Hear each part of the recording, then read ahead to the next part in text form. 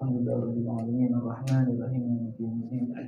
Iyyaka na'budu wa iyyaka nasta'in ihdinas siratal mustaqim. Siratal ladzina an'amta 'alaihim ghairil maghdubi 'alaihim waladdallin. Subhanallah walhamdulillah wa la ilaha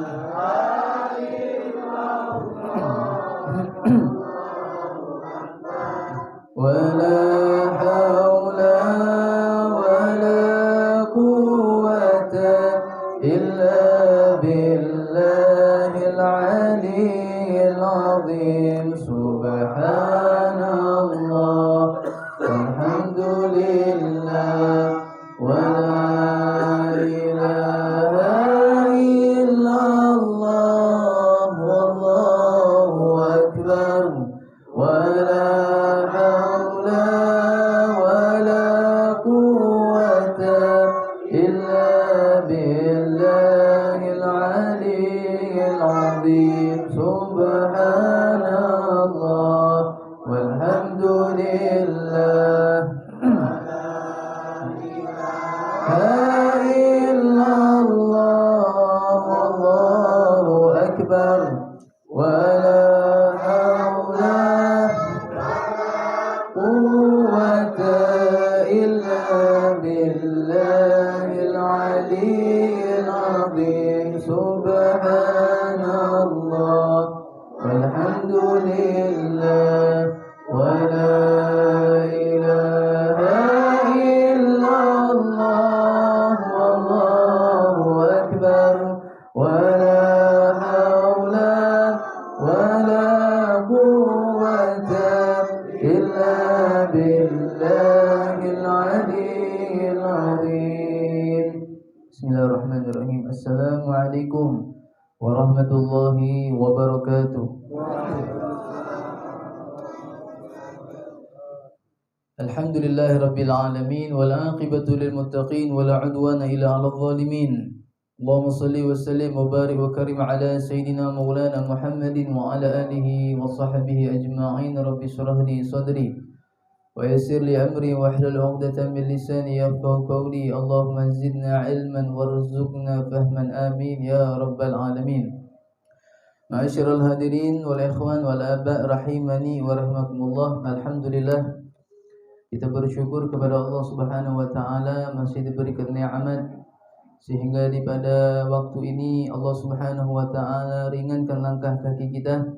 Allah Subhanahu wa taala lembutkan jiwa raga kita untuk memenuhi daripada panggilan Allah Subhanahu wa taala, yaitu salat maghrib secara berjamaah.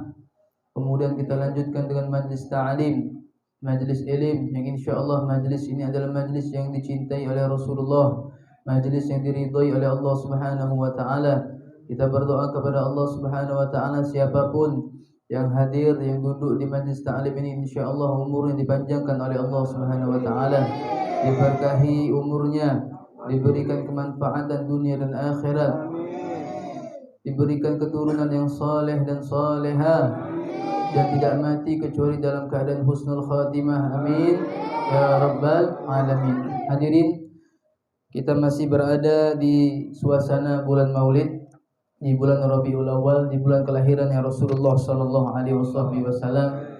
Kita saksikan banyak di luar sana, terutamanya di kota kita ini, alhamdulillah di Palembang, banyak sekali masyarakat yang mengagungkan Maulid Nabi Muhammad sallallahu alaihi wasallam. Dan itu adalah suatu kewajiban yang harus bagi kita sebagai umat Nabi Muhammad sallallahu alaihi wasallam untuk memuliakan Rasulullah sallallahu alaihi wasallam. Jangankan kita manusia yang biasa yang penuh dosa ini, Allah Subhanahu wa taala pun itu selalu memuliakan Rasulullah sallallahu alaihi wasallam. Nabi Muhammad tidak pernah direndahkan oleh Allah Subhanahu wa taala. Makanya kalau kita baca di dalam Al-Qur'an, tidak ada satupun ayat di dalam Al-Qur'an ketika Allah memanggil Nabi Muhammad dengan panggilan Muhammad. Bi mujarradil isim, hanya dengan panggilan Muhammad atau Ahmad, tidak pernah. Tapi Allah Subhanahu wa taala selalu panggil Rasulullah sallallahu alaihi wasallam dengan apa? Ya ayyuhan nabi, ya ayyuhar rasul. Ya. Kalaupun ada namanya Muhammad tapi setelahnya disandingkan dengan kalimat Rasulullah. Contoh seperti dalam surat Al-Fatah. Apa kata Allah Subhanahu wa taala? Muhammadun Rasulullah. Berbeda dengan nabi-nabi yang lain. Ketika Allah Subhanahu wa taala panggil Nabi Allah Ibrahim, apa panggilan Allah pada Ibrahim? Ya Ibrahim. Ya Yahya. Ya Zakaria. Ya Ilyas, semuanya dipanggil dengan bimujarradil isim, dengan hanya panggilan nama. Tapi ketika Allah memanggil Rasulullah sallallahu alaihi wasallam, ya ayyuhar rasul, ya ayyuhan nabi, Allah panggil dengan panggilan kenabian. Nah, itu Allah memuliakan Rasulullah sallallahu alaihi wasallam. Oleh karena itu, bi akramir rusli kunna akramal umami. Kata Imam Al-Busiri dalam burdahnya, beliau mengatakan, kita ini mulia bukan karena kita hebat, bukan karena kita badan kita kuat, bukan. Kalau seandainya badan kita kuat, kita mulia, umat Nabi Musa lebih kuat daripada kita. Tapi kita mulia karena kita mempunyai Nabi Muhammad sallallahu alaihi wasallam. Fama min khuluqin fil bariyati mahmud illa wa huwa mutallaqan an zainil wujud. Segala sesuatu kebaikan yang ada di dunia ini, semuanya tanpa terkecuali, kalau ada orang baik, akhlaknya bagus, pasti itu akhlaknya Rasulullah. Ada orang sifatnya jujur, Masya Allah luar biasa, kita tengok Rasulullah orang yang paling jujur luar biasa. Jadi segala sesuatu sifat yang baik itu melekat kepada diri Nabi Muhammad sallallahu alaihi wasallam. Kita pun menjadi umat terbaik. Allah nyatakan dalam Al-Quran, kuntum khaira ummah, kalian sebaik-baiknya umat, kata Allah Subhanahu wa taala. Apa sebab? Karena kita adalah umatnya Nabi Muhammad sallallahu alaihi wasallam. Makanya sering kita dengar, mungkin sudah pernah Anda sampaikan, banyak kalau seandainya umat-umat terdahulu, Pak, kalau mereka berbuat dosa, misal baju mereka itu terkena najis, maka bajunya harus dipotong. Tangan mereka terkena najis, tangannya harus dipotong. Kalau umat Nabi Muhammad bajunya kena najis, cukup dicuci, selesai. Tangannya kena najis, cukup dibasuh pakai air, cukup, selesai. Tapi kalau umat-umat terdahulu, anggota tubuhnya terkena najis, itu dipotong.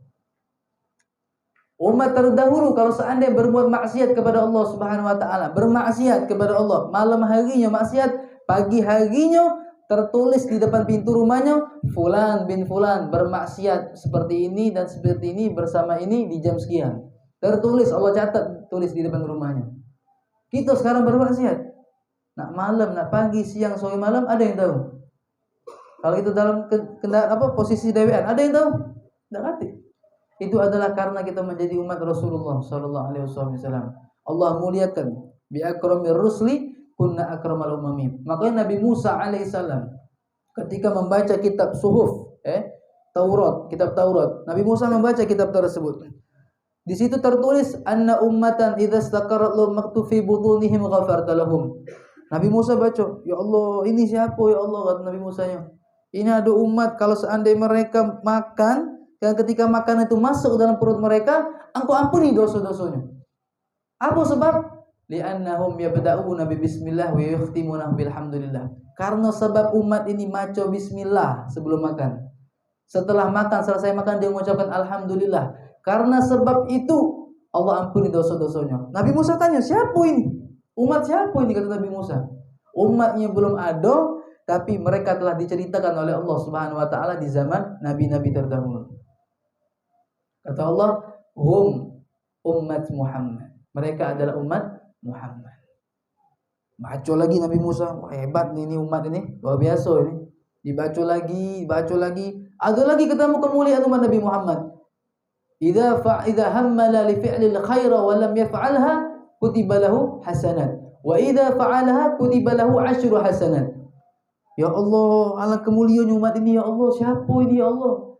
Mereka kalau seandainya baru berkeinginan, baru punya cita-cita, pengen agak siang ini sedekah, agak malam ini nak sembahyang tahajud, agak malam ini nak ini, pokoknya berniat amal-amal soleh. Belum terlaksana amal soleh tersebut, Allah catat satu kebaikan untuk dia. Baru niat, belum digawikan.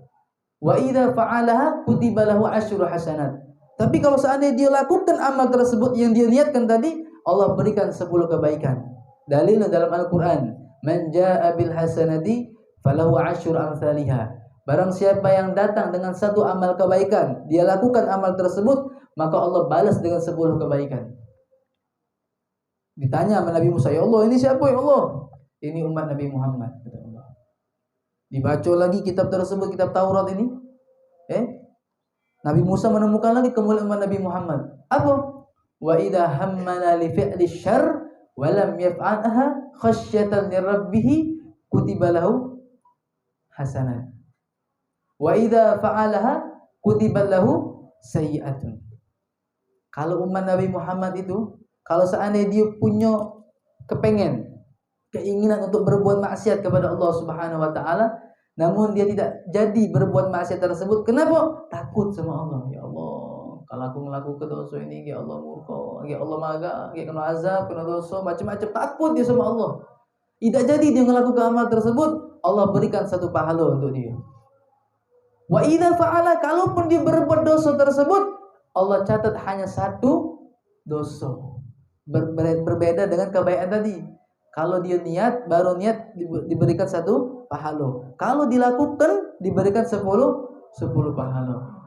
Nah itu kemuliaan yang Allah berikan kepada umat Nabi Muhammad sallallahu alaihi wasallam. Sehingga Nabi Musa setelah membaca kemuliaan tersebut, Nabi Musa ini berdoa meminta kepada Allah, "Ya Allah, tunjukkan juga ya Allah, berikan juga kemuliaan yang Engkau berikan kepada umat Nabi Muhammad, berikan juga kemuliaan tersebut kepada umatku," kata Nabi Musa.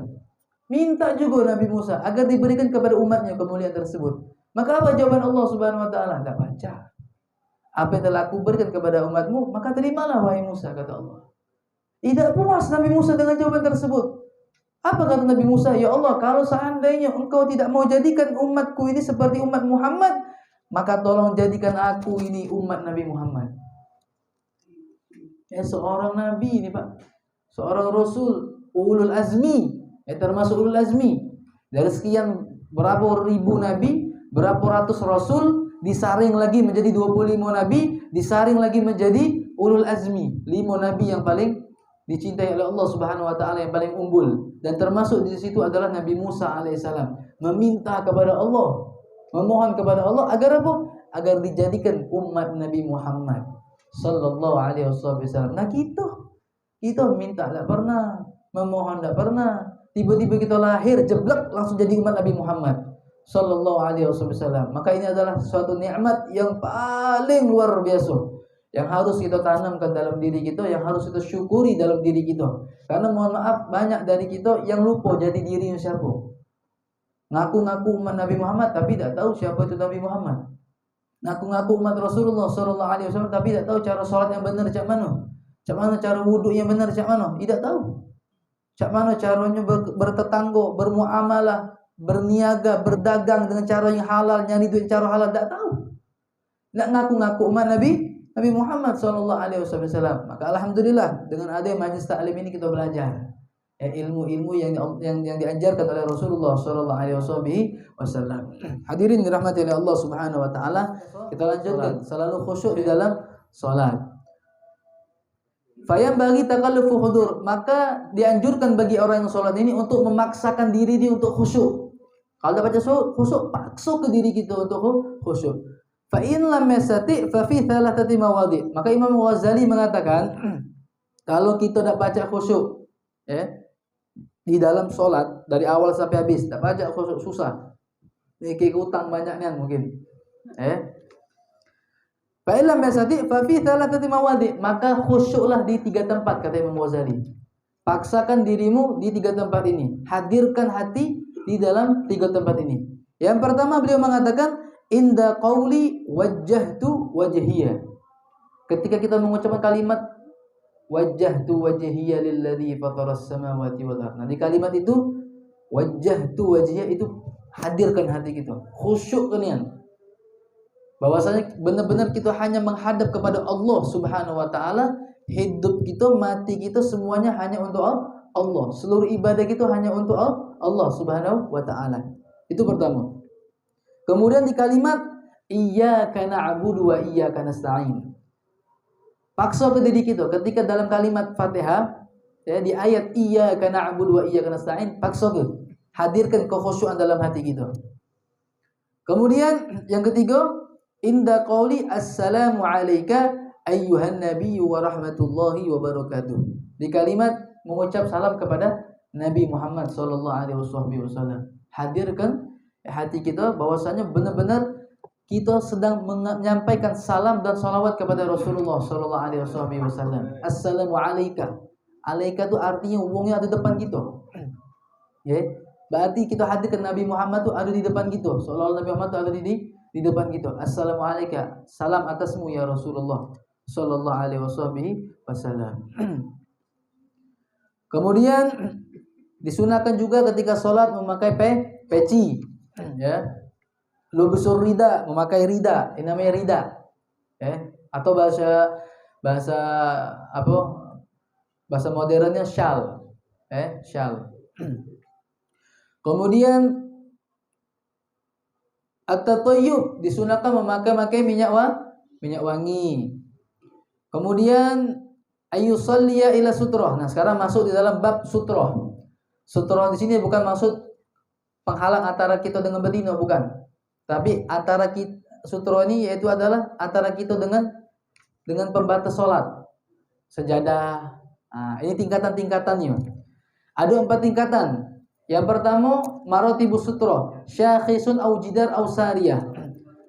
Kita meletakkan di hadapan kita itu barang, seperti tas atau wadah ini. Nah. Kalau ganti sejadah, kita letak kapar ke ini.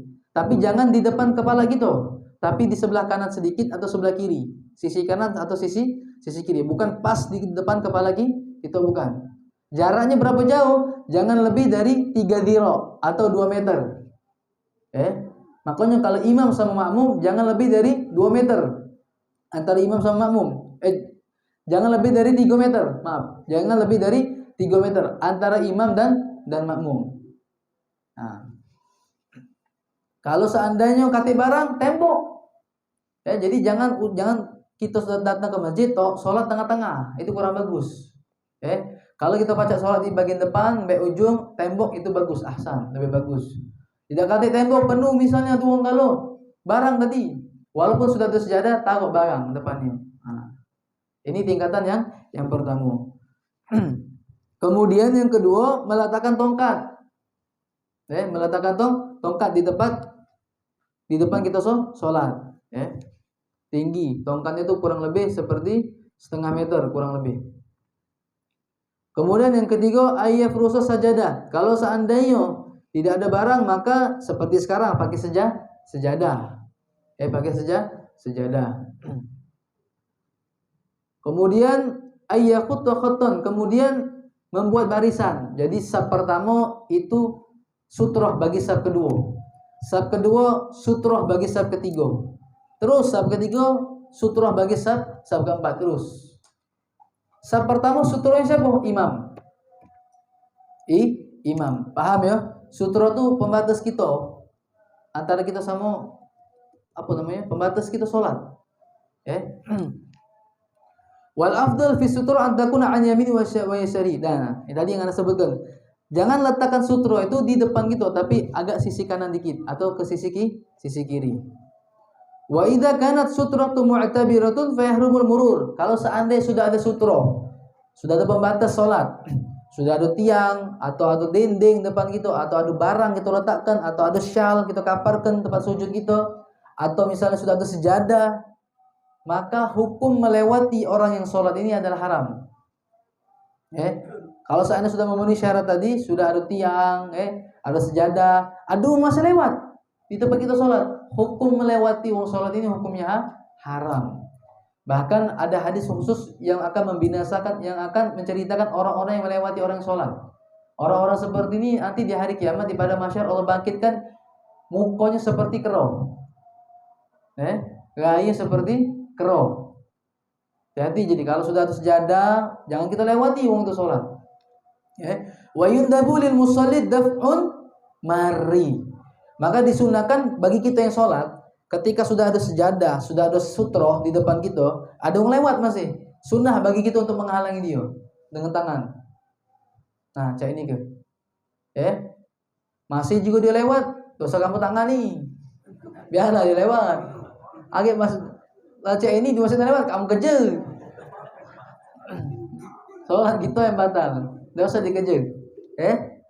Biarlah dia lewat, matilah. Dia kena hukuman di akhirat, dibangkitkan dalam keadaan seperti monyet. Wa idza lam takuni sutrah mu'tabaratan fayukrahul murur wa la yajuzu lahu daf'ul mar. Kalau seandainya kita salat dak kati sejadah, dak kati sutra pembatas tiang, batu, apapun barang, dak kati. Kita salat tengah-tengah. Kati sejadah wala kati ada apa? Ada orang lewat. Maka hukum orang lewat ini tidak haram. Dan kita tidak disunahkan untuk mendafn, untuk menghalangi dia. Kenapa? Karena itu kecerobohan kita. Dinilai oleh syariat itu kecerobohan kita. Tidak meletakkan sesuatu di depan kita. Kita tak meletakkan apapun, ada orang lewat. Hukum orang lewat ini tidak haram, tapi makruh. Dan kita tidak disunahkan untuk menghalangi dia ketika lewat. Paham Pak ya?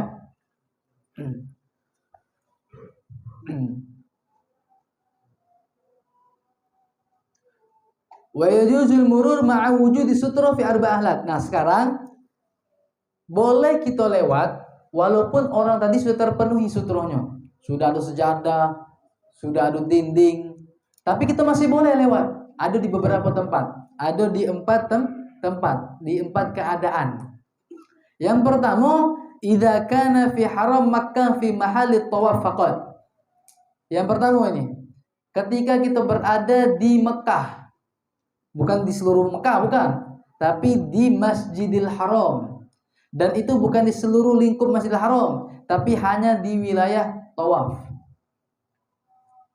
Di tempat tawaf ini, kalau ada orang sholat, lah sudah ada barang ditaruh depannya, sudah ada sejadah, kita lewat, ini tidak apa-apa, tidak haram. Kenapa? Karena kondisi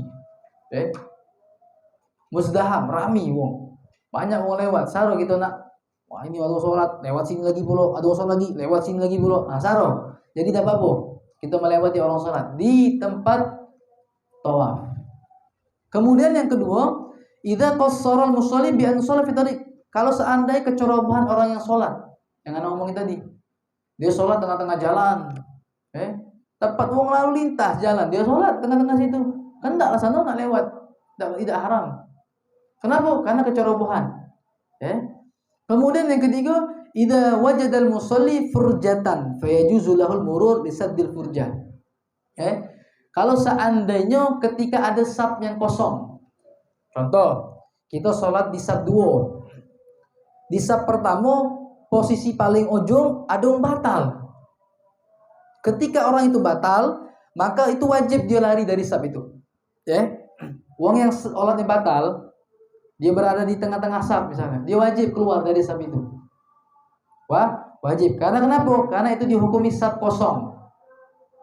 Dihukumi saf yang kosong. Maka dia wajib keluar dari masjid, keluar, ambil wudhu lagi kalau dia batal. Nah, ketika ada saf kosong tadi itu, posisi kita nih di saf kedua misalnya. Wong belakang dia nandak maju. Posisi kita di sini. Kita berjalan pelan-pelan tapi dengan gerakan yang satu demi satu.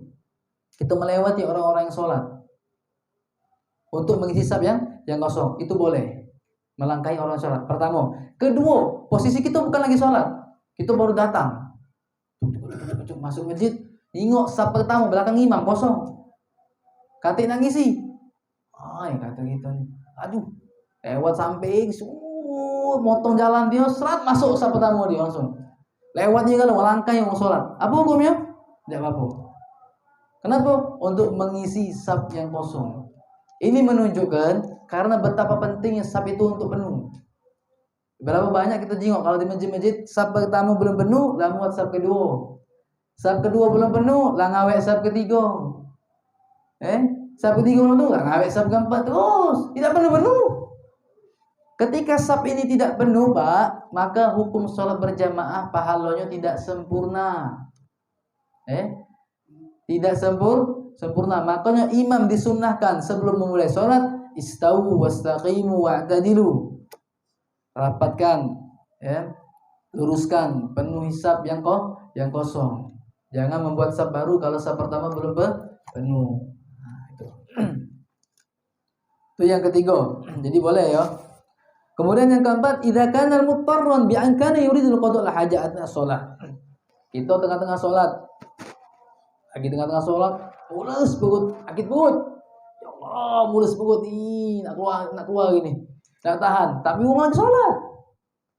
Lagi banyak orang salat, kita tak tahan dah, batal salat kita. Nak keluar, kita langkai kalau orang salat ini. Ini hukumnya apa? Boleh. Tapi memang benar-benar memang sakit perut, bukannya dibuat-buat. Benar-benar memang sakit perut. Maka hukumnya boleh dia melewati orang yang sedang sholat, walaupun orang itu sudah pakai sejadah, sudah pakai pembatas. Hukumnya boleh. Baik, sekarang kita masuk di dalam sunnah setelah sholat. Ya, intinya sunnah setelah sholat ini ana jelaskan secara umum disunahkan berzikir. Zikir astagfirullah, Allahumma antas salam wa minkas salam. Kemudian Allahumma la malima ataita, baca ayat kursi. Kemudian subhanallah 33 kali, alhamdulillah 33 kali, Allahu akbar 33 kali, la ilaha illallah syarikalah, ditutup, wala haula wala quwwata illa billahil azim, baca doa. Nah, ini zikir setelah salat. Hukumnya sunnah. Baik. Sekarang masuk di dalam bab makruh hadis sholat. Masuk dalam bab makruh yang dimakruhkan di dalam sholat. Pembagian makruh itu terbagi menjadi 3 bagian, terbagi menjadi 4 bagian. Yang pertama, kemakruhan ditinjau dari segi tempat sholat. Ini yang kita bahas.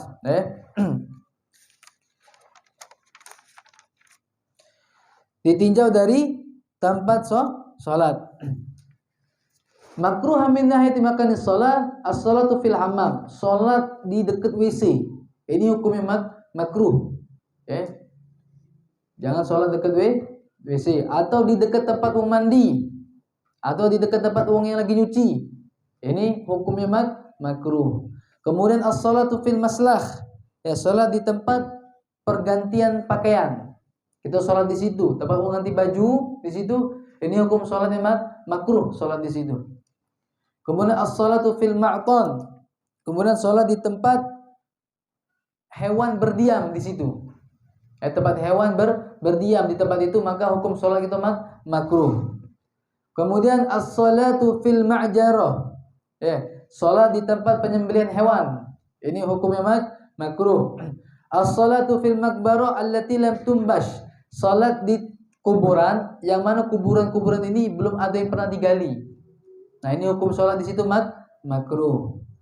As-sholatu fil mazbalah. Sholat di tempat dekat pembuangan sampah. Ini hukumnya makruh. As-sholatu fit tariq. Sholat di tengah-tengah jalan.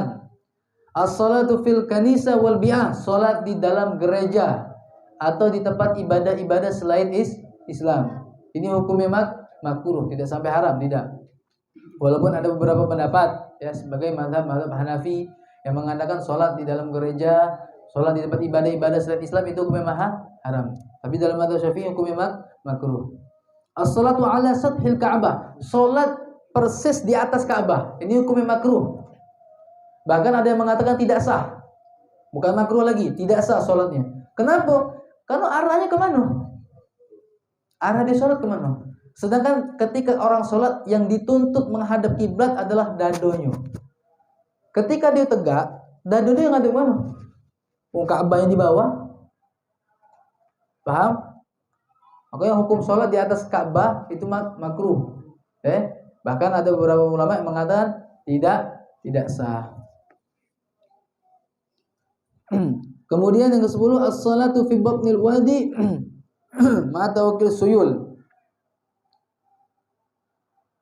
Sholat di tempat yang mana di situ tempat-tempat maksiat. Diskotik, kamu sholat di juga itu. Lagi mabuk ingat sholat misalnya. Atau begawe di tempat-tempat cek itulah, masih ingat sholat dia. Nah, ini hukum sholatnya makruh. Kalau baca keluar dari tempat itu, keluar cari masjid, cari tempat yang layak sholat. Apa? Bukan bunyi beduk kan? Beduk. As-shalatu amama adami yastaqbilu, salat di depan manusia. Yang manusia itu ngadep gitu. Agak diuyuk-uyuk gitu lagi salat. Allahu Akbar nih. Tahu dia. Nah, ini hukum salatnya makruh. Usahakan ketika ada orang salat di hadapan kita, kitanya yang belangi. Bukan belangi tegaknya, jangan. Maksudnya tuh jangan ngadep dia, ngadep ke sana, ngadep ke depan. Jangan kita sholat depan dia ngadep gitu. Kapan noleh dikit ketahu. Diuyuk-uyuk gitu batal sholat gitu batal. Tidak boleh ngelatih mau sholat. Kamu nih jangan ngelatih mau sholat. Tidak boleh ngelatih mau sholat, haram hukumnya. Yang ke-14 al-itan wa ittikhal musalli wal imam mudhan yusalli fi wa la yadkhil ghairu wali. Salat sejajar dengan imam. Ini hukum makruh. Walaupun ada beberapa ulama yang mengatakan tidak sah. Tidak sah berjamaah maksudnya, tidak sah salatnya. Ketika salat sejajar dengan imam itu tidak sah. Tapi di sini hukum memang makruh, tempat salat sejajar dengan imam.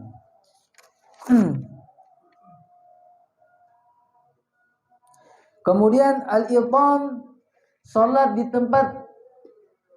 satu tempat, tak pernah berganti-ganti tempat itu.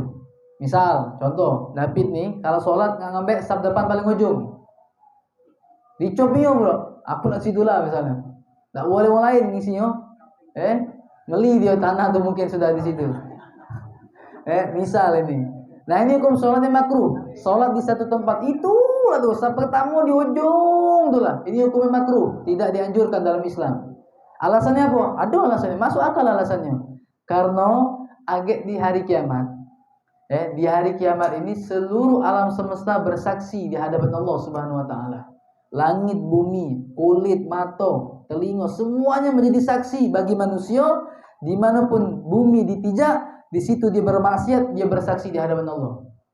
Jadi semakin banyak kita pindah-pindah tempat sholat, semakin banyak yang bersaksi di hadapan Allah. Ya Allah, aku pernah disolati dia waktu di bumi dulu. Bumi ini pernah disolati David. Oh, di sini pernah disolatinya. Oh, di sini pernah. Mereka bakal menjadi saksi. Pindah-pindah tempat sholat. Nah, ini hukum sunnah. Makanya setiap sholat fardu Nabi selalu pindah. Sholat sunnahnya pindah, mundur ke depan, ke kanan atau ke kiri. Atau pindah agak jauh juga tidak apa-apa. Pokoknya pindah. Ini hukum sunnah. Kalau kita saatnya sholat di situlah, sholat fardu di situlah, habis itu sholat sunnah di situlah juga. Nanti balik-balik pula dia. Nah, ini hukum memang makruh, makruh. Dibanyakilah Pak tempat sholat Pak, pindah-pindah Pak. Ngapa? Banyak saksi ya kayak dia kan. Tapi kalau tempat maksiat jangan banyak-banyak. Sikap aman dalam kamu mandi itulah. Aman juga belik itulah. Jangan pakai belik wong. Jangan pakai WC wong lain, jangan. Kalau berdosa jadi saksi kalau ini. Kamar si pulang kita pertama maksiat, hotel pulang, dimanapun kita, di sini di kota ini jadi saksi kita maksiat. Jadi kalau maksiat, sikok tempat baik. Kalau baca jangan maksiat, itu yang benar jangan maksiat. Sekarang kemakruhan ditinjau dari keadaan orang yang sholat. As-salatu haqinan wa huwa alladhi yudafil ul. Sholat dalam keadaan menahan kencing, ini makruh. Jadi kalau udah kebelet kencing ke dulu baru sholat. Jangan sholat dalam keadaan kencing. As-salatu haqiban, nah ini sama, menahan buang air besar. As-salatu haziqan, haziqan ini menahan kentut. Jadi kentut lah sebelum sholat, jangan pas sholat kentut. Kemudian as-salatu haqiman wa huwa alladhi yudafi'ul baul wal ghaid. Sama baik ini. Ini menahan kencing dan buang air besar sekaligus. As-salatu ta'iqal li-ta'am al-hadir in wasal waqt. Salat dalam posisi makanan sudah disiapkan. Ini makruh salatnya. Disiapkan, Pak, bukan rumah lagi masak, bukan. Walaupun mampu didengar sampai ke hidung kamu, sampai ke otak tak do. Tapi kalau makanan lah disiap pojok meja, ngomong-ngomong, Pak, makanan lah siap. Lah siapnya sudah, tinggal makan payu makan. Jangan sholat dulu. Hukum sholatnya makruh. Kalau makanan sudah disiapkan. Kenapa? Karena bisa mengganggu kekhusyuan sholat. Allahu Akbar. Ya Allah, pempek tadi tinggal nyelup Sholat di pindang tadi lemak nian lah terjingok, lah awas, cabai caluk tadi, lemaknya nyecel tadi nah. Tapi kalau posisi lagi dimasak, ya sholat dulu, Ini posisi kalau makanan sudah disajikan, pucuk meja, lah tinggal siap nyantap baru. Makanya Nabi bersabda ketika Aisyah radhiyallahu anha setelah ba'da maghrib, Nabi makan tidak pernah di setelah isya, tak pernah. Nabi makan paling lama itu ba'da maghrib sebelum isya. Lebih seringnya sore Nabi itu makan. Makanya Nabi tidak pernah makan malam. Pernah satu hari Aisyah setelah sholat maghrib mengajak Nabi makan. Ya Rasulullah, hayal asya. Asya itu makan malam. Isya azan isya. Asya itu makan malam. Aisyah ngomong, hayya Rasulullah, nata asya, kata Aisyah, ayo kita makan malam. Kata Rasulullah, sudah azan. Sudah ya Rasulullah. Hayya, nata asya. Kita makan dulu baru sholat isya. Rasulullah mengatakan apa? Qaddimil asya alal isya. Dahulukan makan malam sebelum sholat isya. Nah, ini menandakan ketika makanan sudah siap, kita makan dulu. Kecuali lagi posisi waktu sholat sudah mepet. Kita baru bangun tidur jam 3 kurang 10. Sekarang azan jam 3 kurang 5 menit lagi bangun tidur gitu. Belum sholat zuhur. Orang rumah kita ngomong, Pak, lah siap Pak makanan pucuk meja. Ya agak dulu, walaupun lah siap sholat dulu. Kenapa? 5 menit lagi masuk waktu asar. Baik. Kemudian as-salatu ghadbanan, sholat dalam keadaan emosi. Ini makruh. Jadi kalau lagi emosi tenanglah dulu. Baca dulu alam nasyrah laka sadrak, rabbi syrah li sadri. Ini untuk melapangkan dada. Jadi kalau emosi baca alam nasyrah laka sadrak, rabbi syrah li sadri wa yassir li amri, baca pulaskan dada kita. Sebelum sholat. Jadi jangan sholat dalam keadaan ngamuk, emosi. Kemudian at-ittiba yaitu sholat. Ittiba ini namanya apa masuk ke pakaian ihram dari sebelah kiri. Memasukkan pakaian ihram dari bawah ketiak kanan. Nah, ini hukum sholatnya makruh. Memakai ihram dari sebelah kanan ketiaknya. Ini hukum memang makruh. Kemudian as-salatu na'isan, salat dalam keadaan ngantuk, ini juga makruh. Makanya kalau sebelum kita dulu pernah bahas masalah ngantuk tidur itu, termasuk uzur salat, wong tidur tak bangun-bangunan itu boleh. Tidak dapat dosa kalaupun dia tinggal ke salat tapi wajib diqodok. Sekarang ada contoh, ada wong baru balik berangkat. Dia baru sampai rumah jam 12 siang. Baru azan zuhur misalnya. Capek luar biasa. Kalaupun dia sholat tidak khusyuk. Layang-layang, nyampak lah ini. Jadi akhirnya apa? Dia tidur. Macam mana hukum dia tidur ini? Boleh tak? Hukumnya boleh dia tidur itu. Dengan syarat ada yang menjamin untuk ngebanguni dia. Bini dia misalnya, anaknya ngomong, Pak, nak bapak mau balik capek nih, bapak nak tidur dulu kayak bangun nih jam 2 lah, bangun nih sejam bapak nak tidur.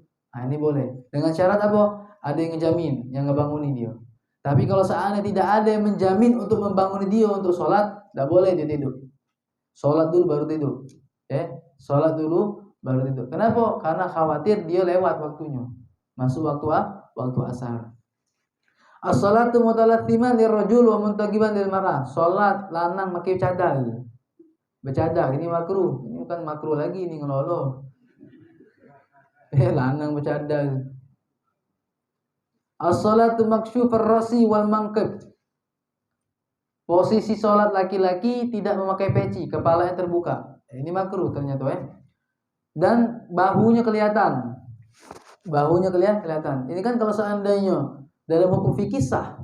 Ya orang sholat, misal dia pakai handuk sampai pucuk pusat, lipat. Sini terbuka, dado sini kalau terbuka. Sholat dia. Yang penting bawa celana tutup. Hukum sholatnya secara ilmu fikih sah. Kenapa? Karena sudah menutup aurat yang telah diwajibkan dalam laki-laki, syarat laki-laki tadi. Tapi apakah di sholat itu diterima? Wallahu alam. Pertama mimbabil adab, dari segi adab dia tak ada adab sama Allah. Karena ibadah itu perlu adab. Manusia begitu beradab, pakai baju rapi, wangi, ya tak? Apalagi sama Allah. Nah, makanya hukumnya makruh. Kemudian as-salatu fi thawbin min ghairi ayaj'ala ala atiki syai'an.